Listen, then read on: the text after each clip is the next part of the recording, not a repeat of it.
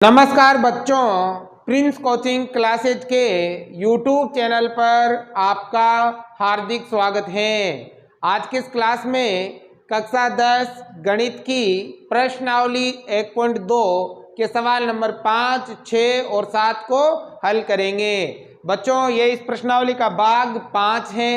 यदि अब तक 4 भाग आपने नहीं देखे हो तो प्लेलिस्ट में जाकर जरूर देख लें। ये वाला भाग भी आपको जरूर समझ में आएगा।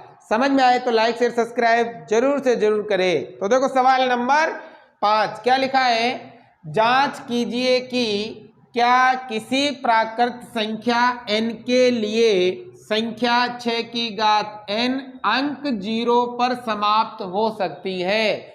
मतलब आपको इसमें जांच करनी है कि किसी प्राकृत संख्या n के लिए 6 की घात n अंक 0 पर समाप्त हो सकता है या नहीं हो सकता। ठीक है, ये जांच करनी है। तो देखो प्राकृत संख्या किसे कहते हैं, जानते हो आप, मैंने बेसिक में बताया था। प्राकृत संख्या किसे कहते हैं, जो 1 से शुरू होती है और कहां तक चलती है, अनंत तक चलती है, उन्हें हम क्या कहते हैं, प्राकृत संख्या कहते हैं। अब बेटा आपको इस n की जगह क्या रखनी है, प्राकृत संख्या रखनी है और उसको रख के देखना है कि क्या ये 0 पर समाप्त होगा। कैसे, देखो 6, मान लो मैंने n की जगह 1 रखा, तो बताओ 6 की घात 1 का मतलब क्या होगा, 6 ही होगा, क्योंकि इसने कहा है n एक प्राकृत संख्या है। अगर मैंने n की जगह 2 रखे देखा, 6 गुना का 36। मान लो मैंने n की जगह 3 रखे देखा, तो 3 का 6 की घात 3 मतलब 6 इंटू 6 इंटू 3, तो ये कितना होगा, मतलब 6 इंटू 6 इंटू 6, 3 बार गुणा करेंगे ना, तो ये होगा 216। तो क्या बेटा ये 0 पर समाप्त हो रहा है, नहीं हो रहा है, 0 पर समाप्त नहीं हो रहा है। हो रहा है क्या, अगर आप 6 की घात 4 रखोगे ना तब भी ये 0 पर समाप्त नहीं होगा। मतलब 6 गुणा 6 गुणा 6 गुणा 6 करोगे, ये 3 बार तो हो गया 216, और देखो 6 गुना का 36, 9 6 दूनी 12, 1296 आएगा। तो ये 0 पर समाप्त ही नहीं होगा। 6 की घात आप कोई सी भी प्राकृत संख्या लिख लो, वो 0 पर समाप्त नहीं होगी। कैसे, देखो उदाहरण के लिए मान लो 10 है, अब 10 n दे देता है, तो 10 n की जगह 1 लिखे तो 10 एकम 10, 10 n की जगह 2 रखे तो कितना आ रहा है, 100 आ रहा है, 10 n की जगह 3 रखे तो ये आएगा आपके 1000।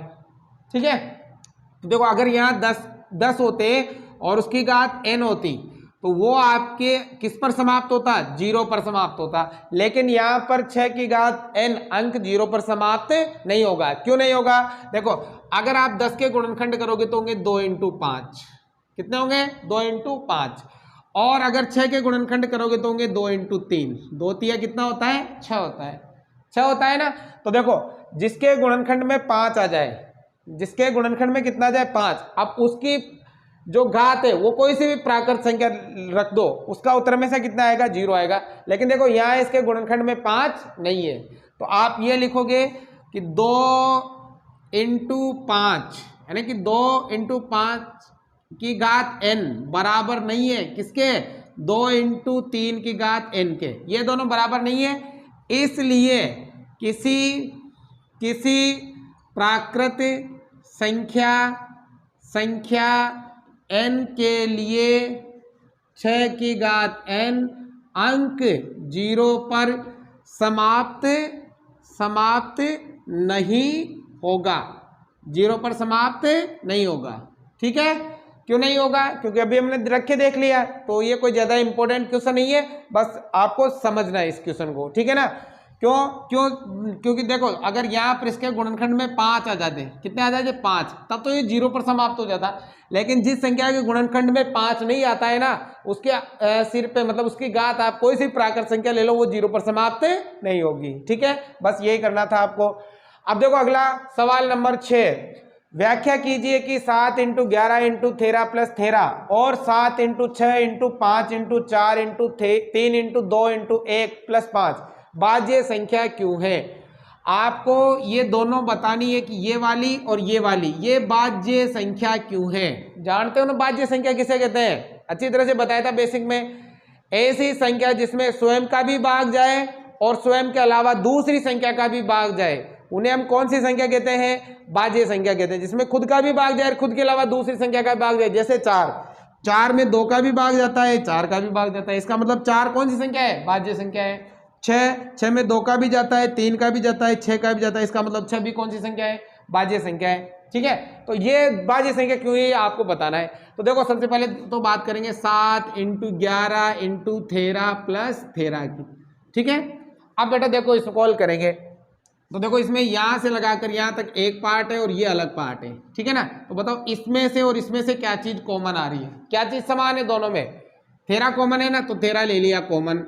अब देखो 13 का भाग इसमें देंगे तो क्या बचेगा? 7 × 11, 13 का 13 एक बार ही जाएगा, 13 में 13 का भाग एक बार, प्लस 13 में 13 का भाग एक बार। ठीक है, आ गया।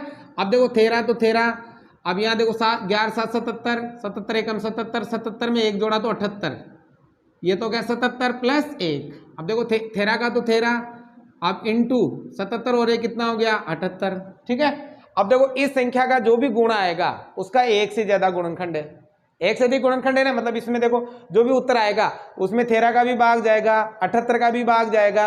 तो जिस संख्या के एक से अधिक गुणनखंड हो वो क्या कहलाती है? भाज्य संख्या कहलाती है। मतलब इन दोनों को गुणा कर लो, 13 × 78, 13 7 91, 13 8 104, 4 हो गया, हासिल का 10, 13 7 91, 91 और 10 हो गया आपके 111। ठीक है ना, तो 1114 आया। अब इस 1114 के बहुत सारे गुणनखंड है, 13 भी है, 78 भी है, 78 में और संख्याओं का भाग जाएगा तो वो भी इसके क्या है? गुणनखंड है। तो देखो यह, तो यहाँ लिखेंगे यह भाज्य संख्या है क्योंकि इसके एक से अधिक गुणनखंड है, क्योंकि इसके, या ऐसे लिखते हो इसका एक गुणनखंड, इसका एक गुणनखंड कितना है? 13 लिख दो, 13 है। ठीक है, क्योंकि यह भाज्य संख्या है, किसका एक गुणनखंड कितना है? 13 है। मतलब इसमें 13 का भी भाग जाएगा, 78 का भी भाग जाएगा, और भी संख्याओं का इसमें भाग जाएगा। ठीक है, इसलिए ये कौन सी संख्या है? भाज्य संख्या है। ठीक है, अब दूसरा देखो, दूसरा है 7 × 6 × 5 × 4 × 3 × 2 × 1 प्लस 5। ठीक है ना, अब यहाँ पर देखो यहाँ से ये वाला अलग भाग है और ये वाला अलग भाग है। बताओ इसमें और इसमें क्या चीज कॉमन आ रही है? क्या कॉमन आ रहा है इन दोनों में? 5 कॉमन आ रहा है, तो ये 5 हमने कॉमन ले लिया। 5 का भाग इसमें देंगे तो देखो 7 × 6, 5 का भाग इसमें जाएगा एक बार, × 4 × 3 × 2 × 1 प्लस 5 का भाग 5 में कितनी बार जाएगा? एक बार जाएगा। अब देखो 5, अब इन सबको गुणा कर लेते हैं। 7 छंग हो गया 42, 4 × 3 12, 12 दूनी 24। अब 24 को 42 से, एक से तो कोई मतलब ही नहीं है। 7 छंग 42, 4 × 3 12, 12 दूनी 24। अब 42 को 24 से गुणा कर लेते हैं, तो 4 दूनी 8, 4 चौको 16, 2 दूनी 4, 4 दूनी 8, 8 हो गया, 8 और 6, 6 और 4 10 की 0, और ये हो गया 10। ठीक है, तो कितना आ गया भाई? क्या गया? 1008 प्लस पीछे कितना है? 1। तो देखो यहाँ आ गया 5 इंटू ये कितना हो गया? 1009 हो गया। अब देखो यहाँ पर भी जो भी संख्या आएगी उसका एक से अधिक गुणनखंड है, मतलब उसमें खुद का भी भाग जाएगा, 5 का भी जाएगा, 1009 का भी जाएगा। तो जिसके एक से अधिक गुणनखंड हो ना, वो कौन सी संख्या होती है? भाज्य संख्या होती है।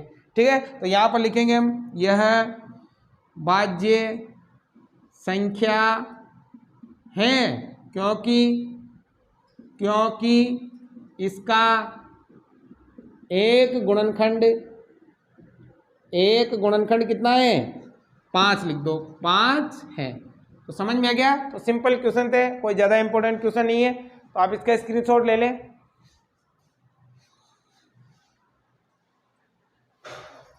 सवाल नंबर 7, देखो ध्यान से समझना। सवाल तो आपको दिखने में बहुत बड़ा दिख रहा है लेकिन है बहुत ही आसान। तो ध्यान से देखो, किसी खेल के मैदान के चारों ओर एक वर्ताकार पथ है। कोई खेल का मैदान है, उसके चारों ओर एक वर्ताकार पथ है। इस मैदान का एक चक्कर लगाने में सोनिया को 18 मिनट लगते हैं। इस मैदान का एक चक्कर पूरा करती है सोनिया, तो उसको 18 मिनट लगते हैं।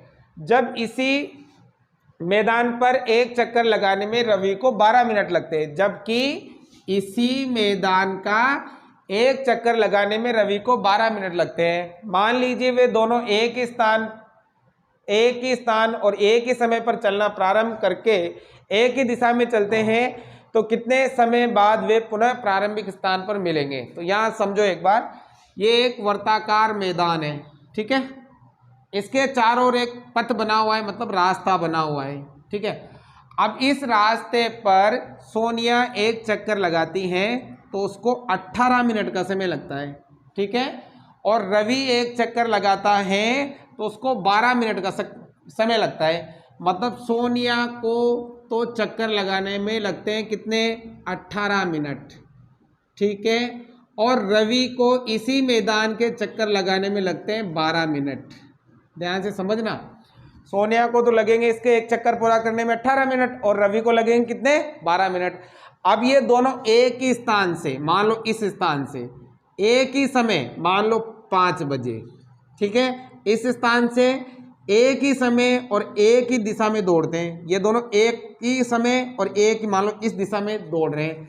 तो अब आपसे ये पूछ रहा है कि ये दोनों वापस इस जगह पर कितने मिनट बाद मिलेंगे, ये दोनों वापस इस जगह पे कितनी देर बाद आएंगे। तो बच्चों देखो, जब ये दौड़ेंगे तो इनका समय क्या हो जाएगा, अधिक हो जाएगा, और जब समय अधिक हो जाए तो इस कंडीशन में आपको ज्ञात करना है एलसीएम। क्या ज्ञात करना है, एलसीएम ज्ञात करना है। मतलब आपको करना है 18 व 12 का एलसीएम। तो बहुत ही आसान है, एलसीएम ज्ञात करने के लिए हम गुणनखंड विधि लगा देंगे। गुणनखंड विधि में क्या है, अब 18 है ना, तो इसके गुणनखंड करो पहले। 2 का भाग कितनी बार, 9 बार, 3 का भाग 3 बार, 3 का भाग 1 बार। अब 12 के गुणनखंड कर लो, 2 का भाग 6 बार, 2 का भाग 3 बार, 3 का भाग 1 बार, ठीक है। अब इनको यहाँ लिख लेंगे हम। 18 के गुणनखंड तो 2 इंटू 3 कितनी बार है, 2 बार, और 12 के गुणनखंड लिख लेंगे 2 कितनी बार है, 2 बार, 3 कितनी बार है, 1 बार। अब ज्ञात करना है एलसीएम। तो बेटा एलसीएम में ऐसी संख्या लेंगे जो दोनों के गुणनखंड में क्या हो, समान, ठीक है ना। अब जो समान हो वो लेंगे, ठीक है। ये तो देखो दो दोनों में समान है, 2 ले ली, और घात कौन सी लेंगे, बड़ी, तो घात कितनी लेंगे, 2। 3 भी देखो दोनों में समान है तो 3 में से भी 1 लेंगे, और घात कौन सी लेंगे, बड़ी, कितनी है, 2, गुणा करेंगे, 2 दूनी 3 तिया 9, 9 चौका 36। तो कितने मिनट बाद मिलेंगे वो, 36 मिनट बाद मिलेंगे। मतलब यहाँ से जब वो दौड़ेंगे ना तो ये वापस 36 मिनट बाद यहाँ मिल जाएंगे। मतलब अगर 5 बजे दौड़े तो 5 बज के कितने मिनट पर मिलेंगे, 36 मिनट पर मिलेंगे, ठीक है। अब देखो आप ये निकाल सकते हो कि सोनिया कितने चक्कर लगाती है। तो देखो सोनिया एक चक्कर कितने समय में पूरा करती है, 18 मिनट में। तो बताओ 36 मिनट में कितने पूरे करेगी, 18 का भाग दे दो 36 में, तो 18 दूनी 36, मतलब सोनिया तो 2 चक्कर लगाती है। सोनिया तो कितने चक्कर लगाती है, 2। अब देखो रवि कितने चक्कर लगा लेगा, मतलब एक चक्कर कितने मिनट में लगाता है, 12। तो 12 का भाग 36 में 2 कितनी बार, 3 बार। रवि कितने चक्कर लगा लेगा, 3 चक्कर लगा लेगा। तो ये तो आपसे नहीं पूछा था, पर अगर यदि आपसे पूछा जाए कि रवि कितने चक्कर लगाता है, सोनिया कितने चक्कर लगाता है, वो भी आप निकाल सकते हो। तो आज की ये क्लास यही समाप्त होती है और आपके प्रश्नावली 1.2 समाप्त हुई। इसके बाद आपको जल्द प्रश्नावली 1.3 भी करवा दी जाएगी और आने वाले समय में आपका पूरा कोर्स जल्दी करवा दिया जाएगा। समझ में आए तो लाइक शेयर सब्सक्राइब जरूर से जरूर करें।